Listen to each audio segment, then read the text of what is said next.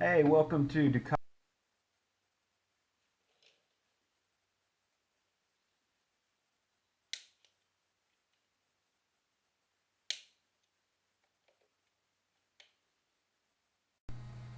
First, we're going to break free the three M5 bolts from the slave cylinder. As you notice, mine are black. If you've never done yours before, yours are still silver. Before you even start this process, you might as well go down to the auto parts store or to Lowe's or Home Depot and get three M5 bolts. Um, the ones that come stock with Ducati will definitely round out. If not this time, they will next time. So you should plan on replacing them. Once you get the bolts out, go ahead and pull the slave off. Then we're going to slide the push rod out of the uh, transmission.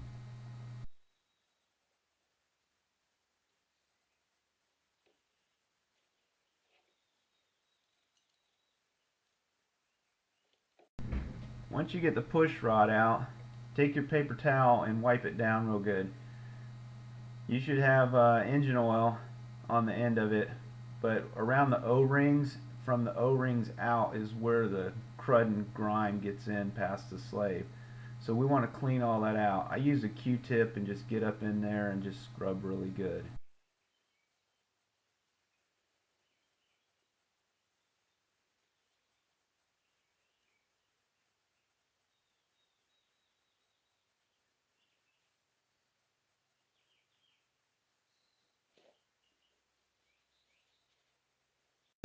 We want to clean all the crud off from around that smooth area. That's where your O-ring makes a seal to the case.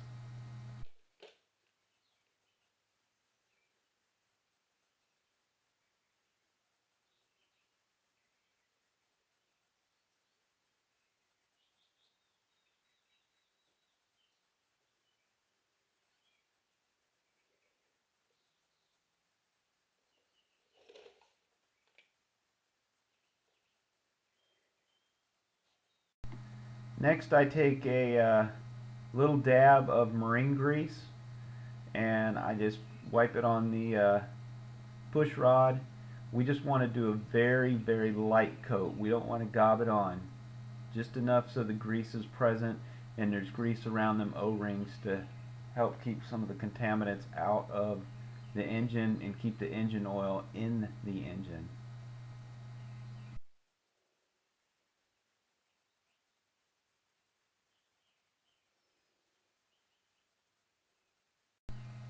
And we just slide the push rod in, take your thumb and push it into place.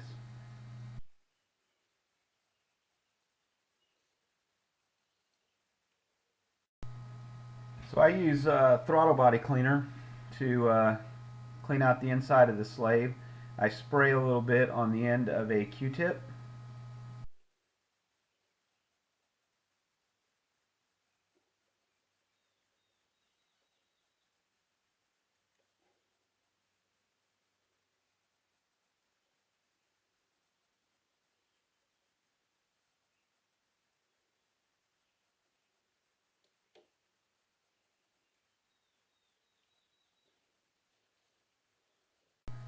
And while I got the slave off, I go ahead and I take some throttle body cleaner and put it on a paper towel, and I try to scrub my slave off.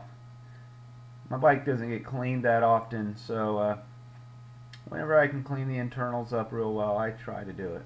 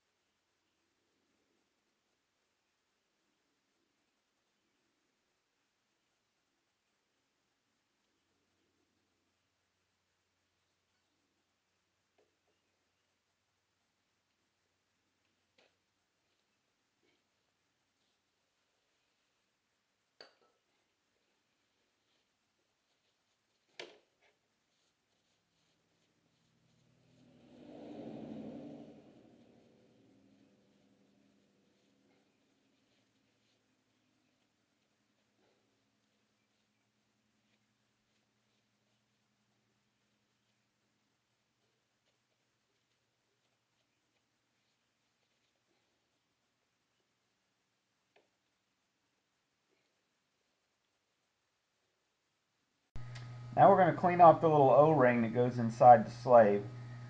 This is the seal that keeps the debris out from between the slave and the engine case.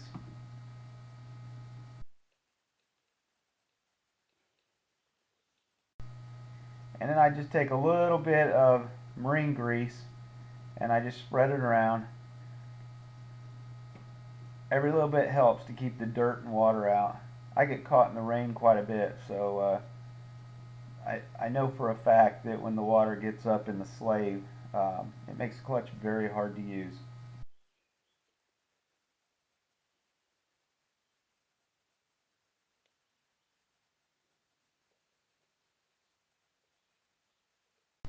Next we're going to replace the M5 bolts. Again, this is a great time to replace those bolts with actual steel ones. The ones that Ducati installs, they're not that strong, and they have a tendency to round out. You're going to want to put each screw in just lightly. Just get a few threads in on each one, and then you want to slowly go around tightening each one up. You don't want to tighten one up at a time, because what you're actually doing is pushing that rod in as you're tightening down the slave.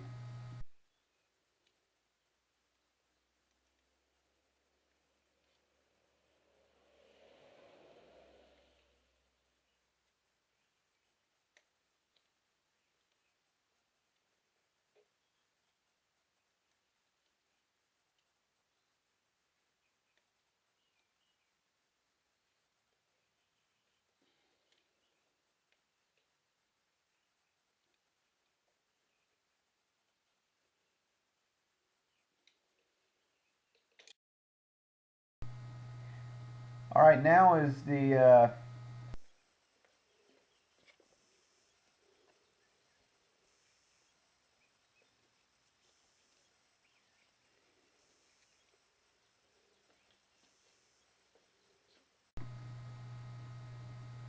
this isn't a difficult task, but if you don't feel that you can do this, just freaking take your bike to the dealership and let your girlfriend pick you up in the Prius, because you're just not man enough to have a Ducati.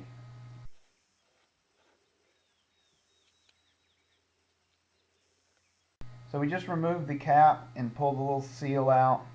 As you can see, the color is wrong. It should be a lighter color than that. Um, the dot 4 gets pretty dirty on the Ducati. A lot of it is because that clutch line runs down along the edge of the engine, and it gets burnt pretty quick. It gets pretty hot where that line runs. So I take my Mighty Vac, and you can get a Mighty Vac on eBay for about 30 bucks. Um, they're all about the same. Craftsman has their version of it, and Harbor Freight has a version of it.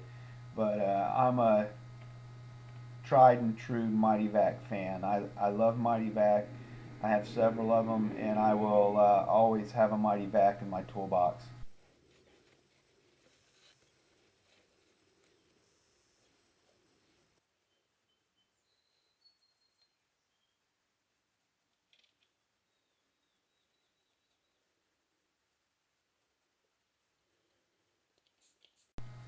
So we attach an 8 millimeter to the bleeder nipple and get a little vacuum going, and then we're going to break the 8 millimeter free.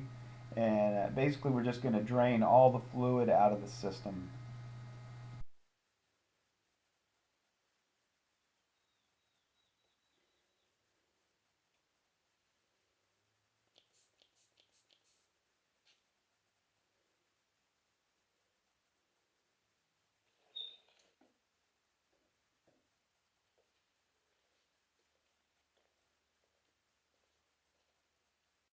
I use CarQuest Dot 4.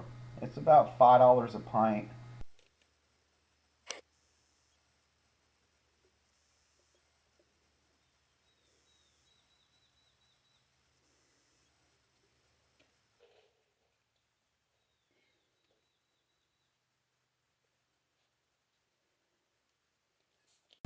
So again, we're going to break the 8 millimeter nipple free.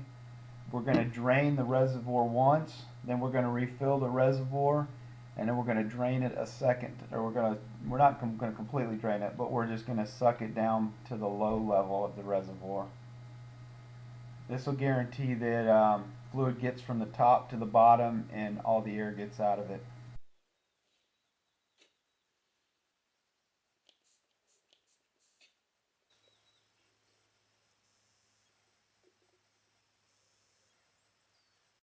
Again, topping off the reservoir with dot 4. And this will be the second time that we pull new fluid through the system. This does a really good flush.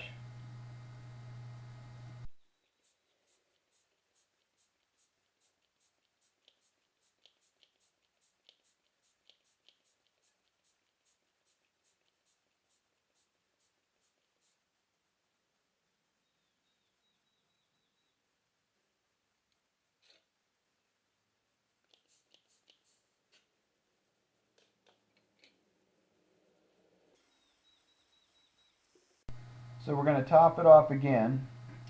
Once we get the fluid topped off, let's go ahead and grab our clutch lever and squeeze it tight. As you can almost see, stupid towels are in the way, but my clutch lever is falling all the way back to the handlebar. So this tells me that my master now needs to be bled. The master cylinder is the 11 millimeter bleeder valve that's next to the reservoir. It's on top of the clutch lever. So we want to just break that free, and we're going to put our mighty vac on it and get some vacuum, and then we're just going to pull some fluid through the master cylinder.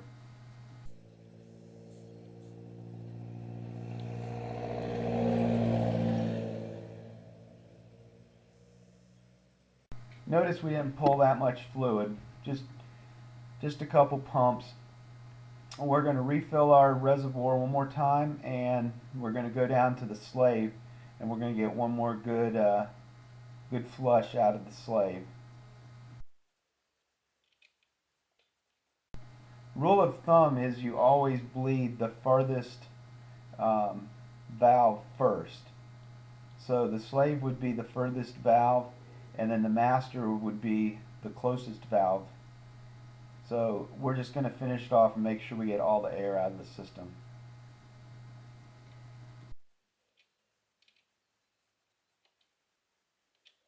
So go ahead and tighten down that nipple all the way, and clean all the brake fluid off, and make sure you put that dust cap, that little rubber dust cap. That's the most important thing on the bike, is to make sure that all your brake and clutch nipples have that little dust cap on them.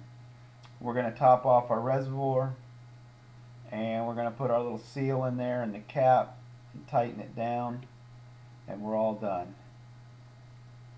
Again, I hope you enjoyed the video. Sorry this one went a little bit long, but I try to do this at least once a year. Normally I can tell when my clutch is all jacked up.